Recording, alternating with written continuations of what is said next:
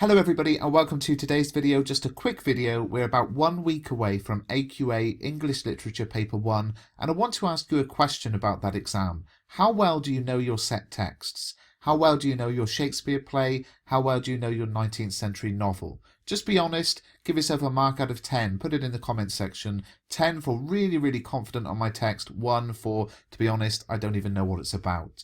You see, you need to know your text really well. In fact, the 2018 Examiner's Report for AQA English Literature Paper 1 pointed out that the quality of responses are often determined by the selection of examples and precise details from the whole text.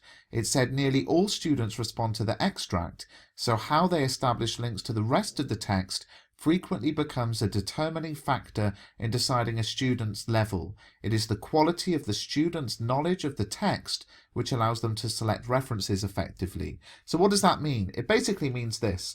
You need to know your text really well. And it might be that you do. It might be that you've reread it in your own time. But I know for a lot of you, you'll have studied it in class and know more. And that really isn't good enough going into this exam next week. Now you should know that I have a playlist on this YouTube channel called Audiobooks, Complete Audiobooks. And in that playlist I have the audiobook for every 19th century novel and the most popular Shakespeare plays as well. So my advice to you would be this: unless you know your texts really well, unless you've read them in your own time as well as the studying you've done in class, I still think, even with just 1 week to go, it is useful to reread your texts. And the way I would personally do it is through audiobook. I would use the audiobooks which are free on my YouTube channel here, and I would listen to the text, and as I'm listening to it, I would then use pen and paper to take notes, or perhaps on your phone or computer, whatever, related to each character, each theme. Perhaps when things come up in the text that you'd forgotten about, write those down,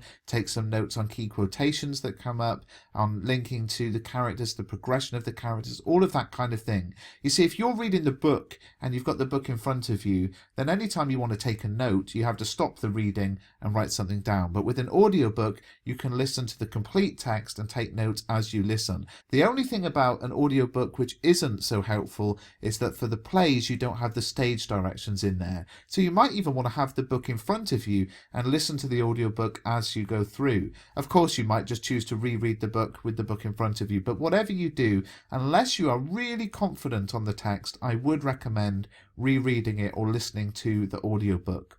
And just to give you some encouragement with this, 2 weeks ago I was at a school visit where I was teaching A Christmas Carol and Romeo and Juliet. And even though I have got videos on them, I've published books on them, I've taught them for years and years, I reread those texts using my playlist here on YouTube. Just listen to the text again to refresh my memory. The exam board comment in the examiner's report is so clear. There is a feeling that the quality of an answer is often linked to the extent to which a student knows the rest of the text. And in Literature Paper 1 that's so important because of course you're given an extract, so everybody has that in front of them. But how you establish links to the rest of the text frequently becomes a determining factor in deciding a student's level. The only two texts where I would say that might not be possible are Great Expectations and Jane Eyre, which take about 20 hours each to read.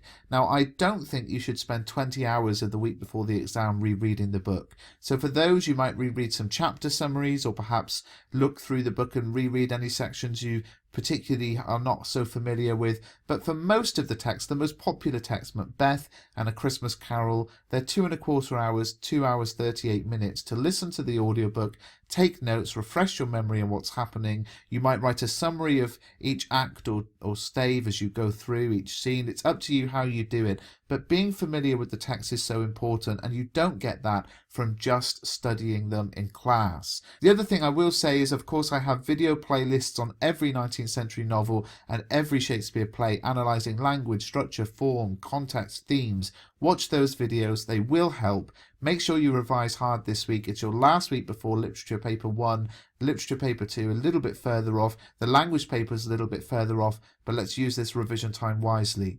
If you haven't done so already, please do subscribe to the channel.